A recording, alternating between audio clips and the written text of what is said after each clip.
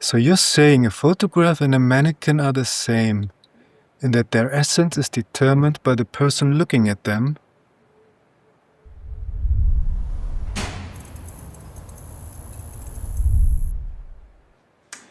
In this episode, Tessa and I will have a look at this Konica Hexanon AR 50mm f1.4 lens. We will test its performance, and at the end, we'll give it our CLV score. But let's start with its features and handling. The first version of this lens was introduced in 1973, which is, fun fact, exactly 100 years after the company was founded. But that version could only close its aperture to f16 and had only 6 blades. This is the newer version, which was introduced in 1978. It features 7 elements and 6 groups. The aperture closes down to f22 and has 8 blades. The aperture ring clicks at every full stop.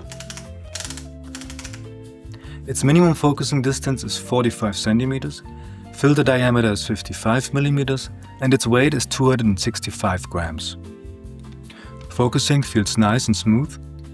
The 220 degrees focus throw is helpful for precise focusing. We will be testing the lens on the Sony A7 III and this Fuji GFX50S. On the Fuji, it's equivalent to a full-frame lens with a focal length of 40 mm and a maximum aperture of f1.1.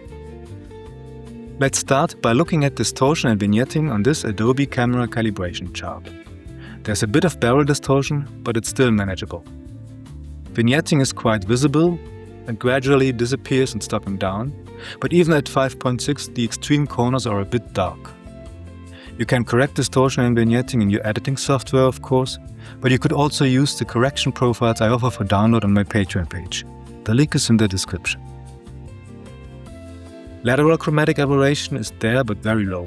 Wide open, it is almost completely masked by spherical aberration.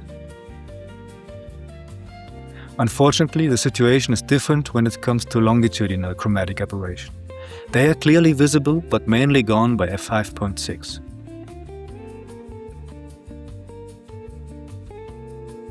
When we mount the lens to a GFX camera, we see what we could already suspect from the vignetting test. The corners are black, unfortunately.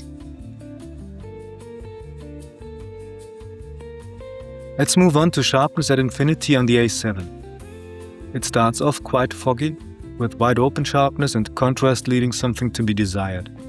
However, we achieve very good sharpness at f2.8, which worsens again from f16 onwards.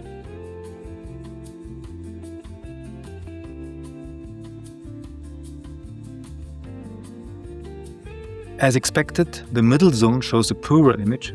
We only achieve very good sharpness at f5.6.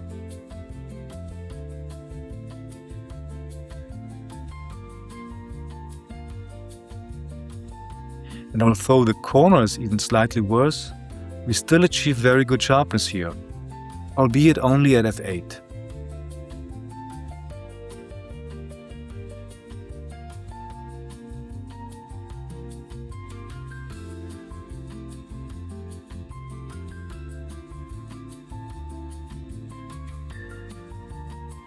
Next is sharpness at minimum focus distance. We see a pretty good result here, with very good sharpness in the center from f2 onwards, only the contrast at f1.4 is a little low. Diffraction also sets in here at f16, making the images blurrier again.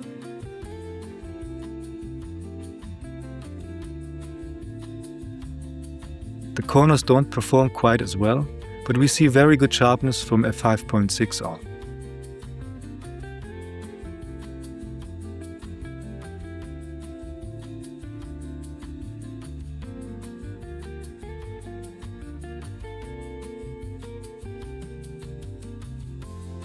We conclude the sharpness tests with Tessa at a typical portrait distance. We see a similar result to the one just now with the minimum focus distance. Contrast is a little low and wide open, but sharpness is still good.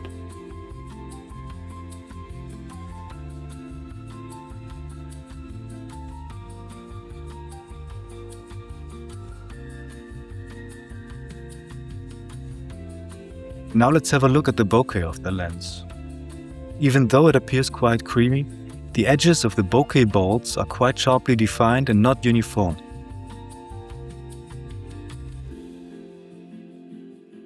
Unfortunately, At longer focus distances, the bokeh also becomes a little rough.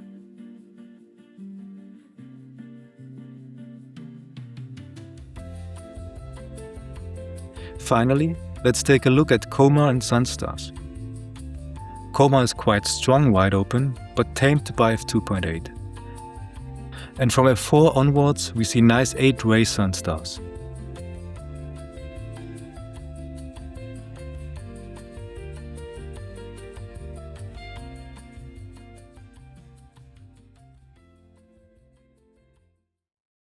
To give you an impression of how this lens performs in real life, here are some examples I took of snowy Berlin. I hope you enjoy.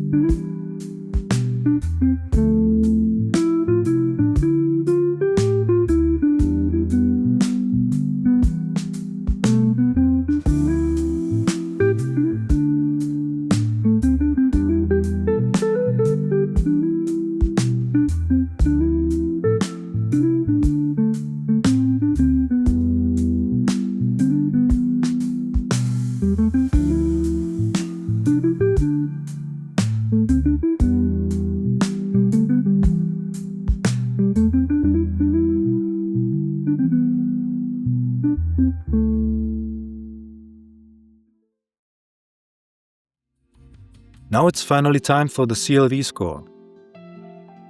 For handling and features, I'll give it an 8. For aberrations, a 6. Tessa thinks a 7 for sharpness is justified. A 6 for its bokeh. The sunstars are average, therefore also a 6. And since you can find this lens for as low as €50, it's extraordinary value. 42 out of 60 points. Second place for now. Congratulations, I guess.